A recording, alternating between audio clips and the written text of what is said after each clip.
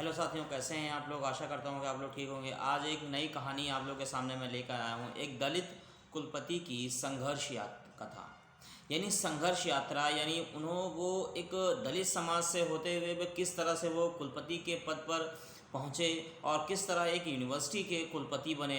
यानी कुलपति जो होता है वो यूनिवर्सिटी में होता है।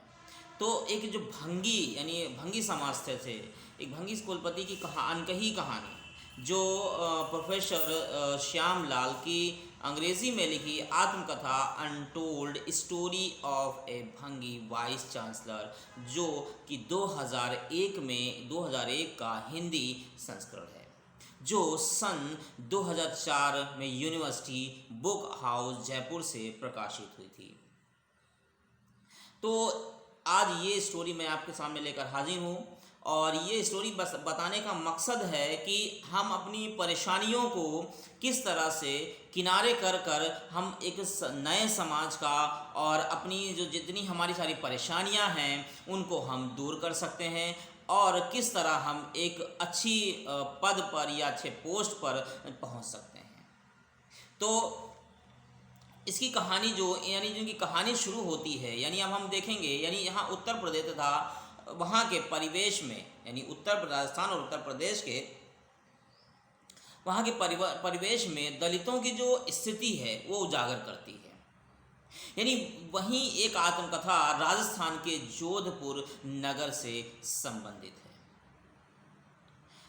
कि मतलब जिस राइटर ने यानी अपनी जो जीवन कथा उन्होंने लिखी, वो कहती हैं कि उनकी माँ घर के कार्य के अतिरिक्त सार्वजनिक उच्च जातियों के शौचालयों को साफ करने के साथ साथ गलियों और रास्तों पर झाड़ू भी लगाती थी। साथ ही मृत पशुओं को हटाने का कार्य इस समुदाय में हिस्से में था। उच्च जाति के विरोध के यानी विविध तरह के समारोह होते थे। उनसे जो बची हुई जूठन एकत्र कर कर अपने भोजन की व्यवस्था करने का विचित्र एक स्थिति है, देखकर बिल्कुल जो है आंखों से आंसू धारदार गिरना शुरू हो जाते हैं। तो जूठन को एकत्र कर कर यानी फिर मेहनत जात के परिवार पीढ़ियों से ही इस जूठन को एकत्रित करने का कार्य करते रहे। जैसे ही भोजन करने के पश्चात पत्तलों को यानी जो प्लेट होती हैं उनको जब फेंका जाता है, उनमें जो बचा हुआ भोजन होता था उनको वो इकट्ठा करते थे।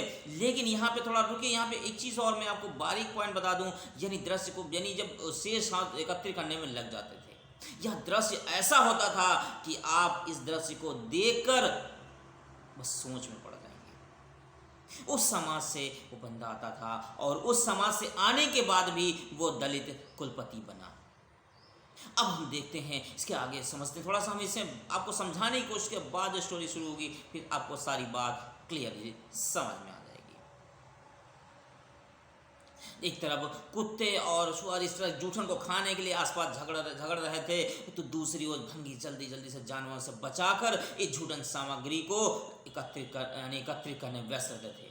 इस जूठन सामग्री का भंगी परिवारों का ये आर्थिक स्थिति से बड़ा महत्व था। हम इस जूठन को कई तरह से एकत्रित करके काम में लेते थे।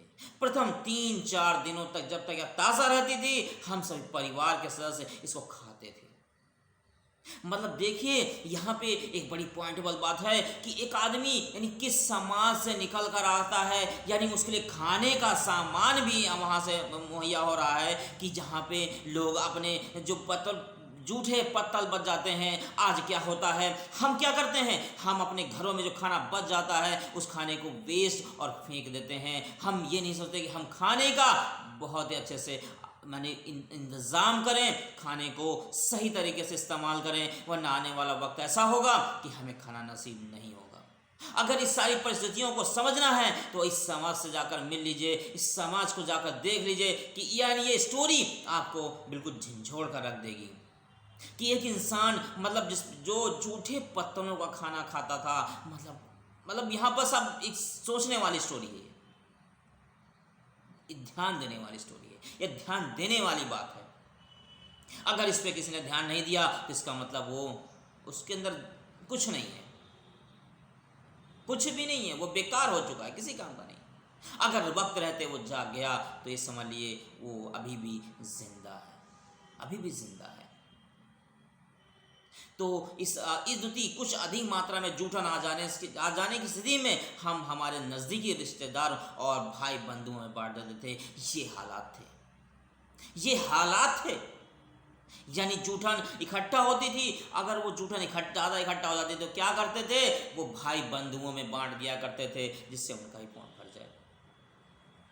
कई तरह बहुत अधिक जूठन आ जाने पर 10-12 दिन तक सुखाया जाता तथा इस सूखी जूठन को काम में लिया जाता।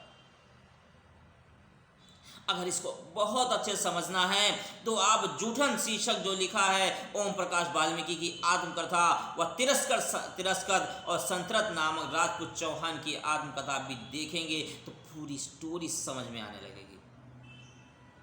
सूर्य या चंद्र ग्रहण पर दान प्राप्त करना, बार बार अपमानित होना, ताने सुनना आदि को बहुत ही क्षुधा की खातिर नियमित मान स्वीकार करना समुदाय की व्यवस्था थी, मजबूरी थी। उस काम को करना मजबूरी थी। कोई आदमी नहीं करना चाहता कि कहीं जूठे पत्तलों का जो खाना मिले उसको वो खाए, नहीं करना चाहता था। दलित जातियों पर ऊंच नीच की भावना बनी रहती थी, जिसका अपने पिंजरे जूठन से बहुत सारी बात बताई जो लिखी गई हैं, उनमें साफ बात झलकती है। ये आंतरिक जो अब इस आंतरिक जातिवाद के साथ ही अशिक्षा, अज्ञानता, छुआछूत, गरीबी, गंदगी जैसी दलित जीवन की मूलभूत समस्या जो है रही है।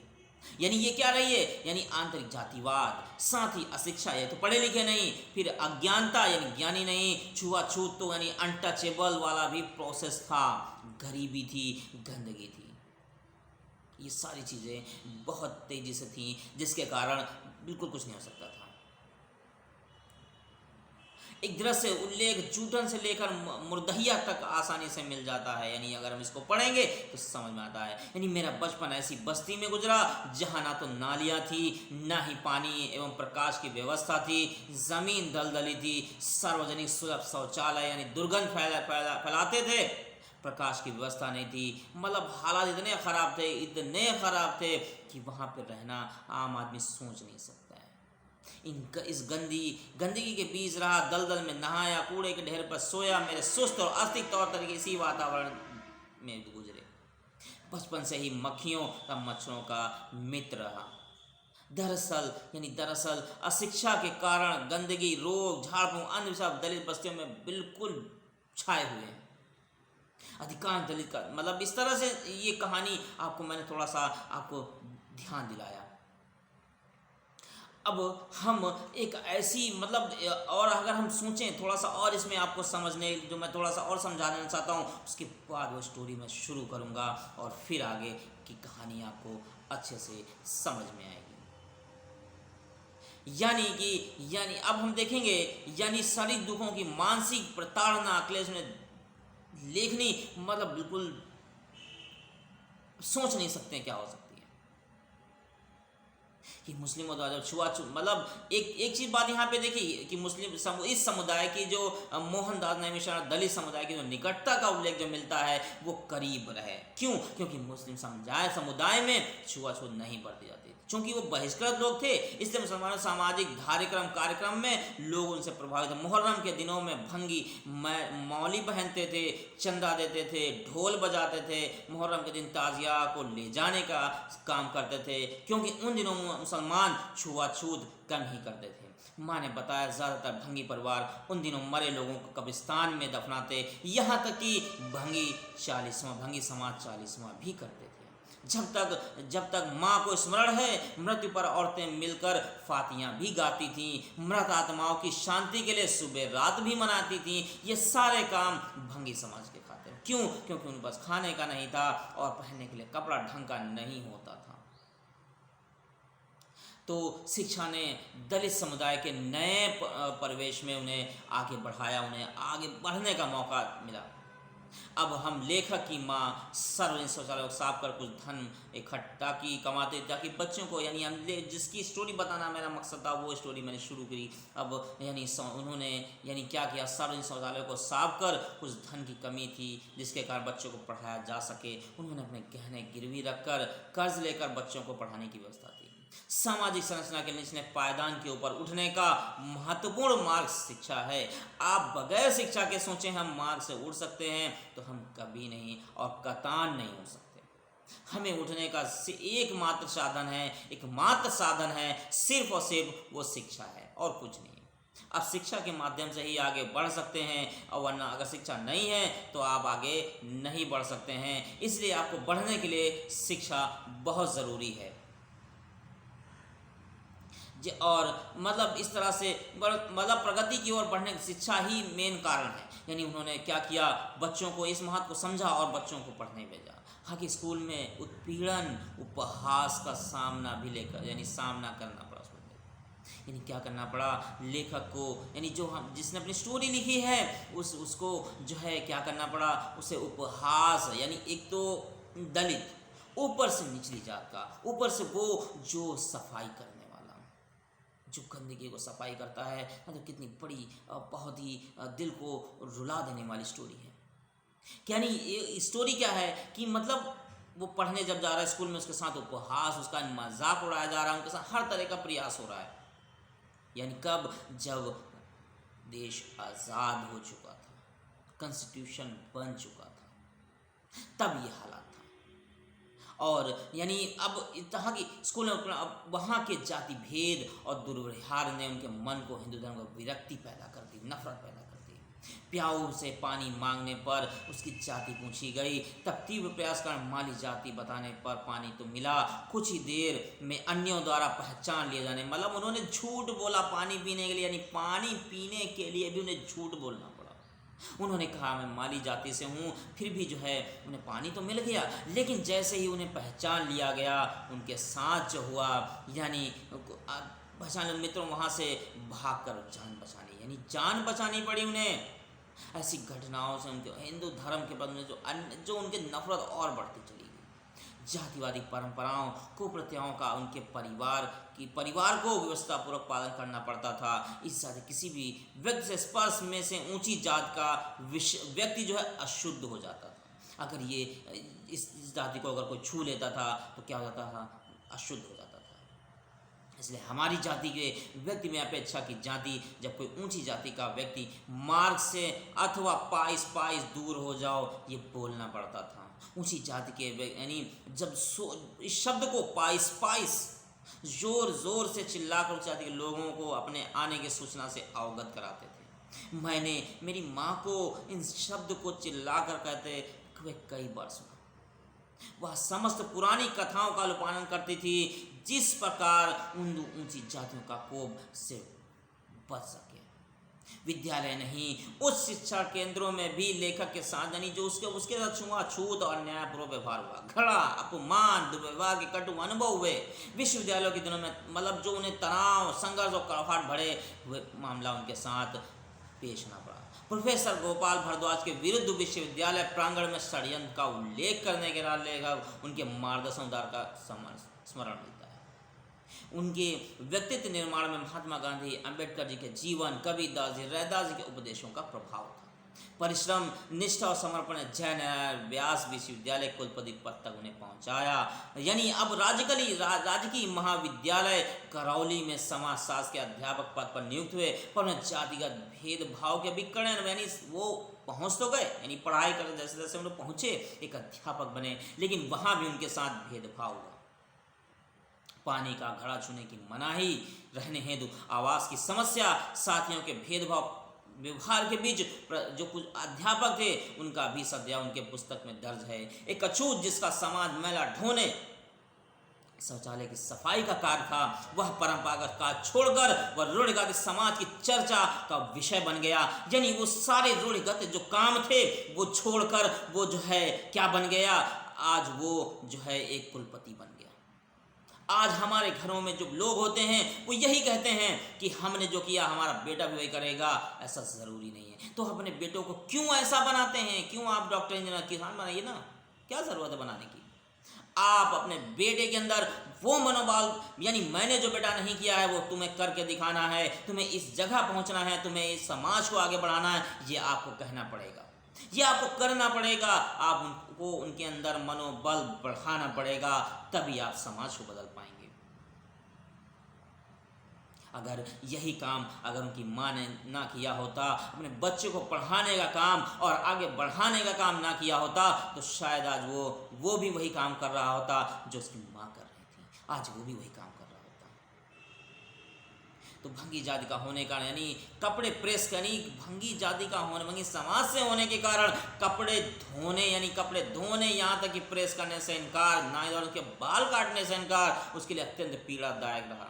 यानी कि एक टीचर हो गया, अध्यापक है, फिर भी कपड़ा प्रेस करने से इनकार कर रहे हैं लोग, और यानी तक कि बाल काटने से भी इनकार कर रहे हैं। यानी ये सारी चीज़ें उनके साथ हुई। प्रोफेसर जो श्याम लाल थे, श्याम लाल पीएचडी करना आसान नहीं रहा, औरतों के पश्चात ये कार्य बहुत यानी असंभव थे। आगे चलकर उन्होंने अनुसूचित जनजाति के लोगों, अम्बेडकर दर्शन और बहुत सारी चीज़ों किया। इस समुदाय द्वारा महिला ढोने की व्यवस्था, उनके साथ व्यवहार, छुआछूत, अपमान का अधिक लेखक यानी जो मतलब जाति व्यवस्था का अन्याय के जो जुड़े जकड़े समुदाय के पश्चात लेखक भील जनजाति का भी गहन अध्ययन किया। तो आपने देखा मतलब यहाँ पे तो कितनी परेशानियों से उन्होंने जो है इस परेशानी को झेला और वो अपने समाज को आगे ले गए। भंगी समाज को शिक्षित करने, उनकी परिस्थितियों को जाने, भविष्य की रणनीति बनाने, उनके सामाजिक राजनीतिक चेतना जागृत करने के लिए बहुत सारे काम किए। और इसकी जानकारी आप चाहते हैं तो भंगियों पर गोष्ठी के अंतर्गत दी गई है, जो यार उन्होंने यानी एक मैं भंगी हूँ नामक पुस्तक की रचना की है। इसको जब आप पढ़ेंगे तो पूरी कहानी आपको समझ में आ जाएगी। 1996 में जयनारायण विश्वविद्यालय के कुलपति पर पहुंचने वाल्मीकि समाज के व्यक्तित्व के रूप में यदि अभिनंदन हुआ, प्राध्यापकों द्वारा कड़ा विरोध भी किया गया उनका। यानी यहाँ जितने बड़े पोस्ट पहुंचे पर यानी यहाँ की कुशल प्रबंधन, उनके प्रशासनिक, शैक्षणिक, कानून, वित्तीय और समस्याओं का समाधान किया, किंतु साथ ही दलित विरोधी कई स्थितियों का सामना भी करना पड़ा। यानी उन्होंने स्कूल को बढ़ाने के लिए और देश को समृद्धि तक ले जाने के लिए उन्होंने बड़े प्रयास किए। अब देश को समृद्धि कैसे? क्योंकि जब एक कुलपति अच्छा होगा तो बच्चों को अच्छी शिक्षा भी अच्छे से वो करवाएगा और सारी चीज़ों पर बड़ा फोकस रखेगा, जिससे एक नए समाज का निर्माण होगा। तो लेखक की माता जोधपुर के यानी जो लेखक हैं प्रोफेसर श्यामलाल जोधपुर के जिस उम्मेद भवन के निर्माण का एक श्रमिक रूप में कार्य किया था, उसी जोधपुर के महाराजा गज सिंह के जन्मदिन लेखक को जब रात्रि भोज का सम्मिलित होने का आमंत्रण मिला तो उनकी माता को मतलब अति विशिष्ट घटना, मतलब ऐसा उन्हें बड़ा अच्छा महसूस हुआ कि कहाँ पे था और क्या मिला उनको, क्या पाया। यानी लेखक द्वारा जब यानी जो प्रोफेसर श्यामलाल हैं उन्होंने जब इस घटना की जानकारी देने का विश्वास नहीं हुआ। क्यों नहीं हुआ? उनका पुत्र मारवाड़ राज्य में प्रथम अछूत भंगी था, जिसके दरबार साहब के हाथों इस प्रकार सम्मान हुआ।